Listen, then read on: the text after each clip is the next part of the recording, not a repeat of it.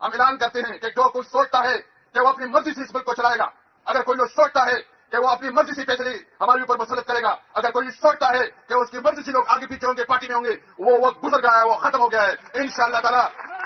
اور میں یہ بھی کہوں، ابھی جن انتخابات آ رہے ہیں، میں گور صاحب سے بھی ریکویسٹ کروں گا اپنا شیڈول بنائے پنجاب کا۔ میں تمام جتنی بھی جس میں بیٹھے ہیں پنجاب کی شیڈول بنائے۔ یہ کسی کے باپ کا ملک نہیں ہے، یہ ہمارا ملک ہے۔ ہم نے قانون اور آئین کے مطابق اپنی جدوجہد رکھنی ہے۔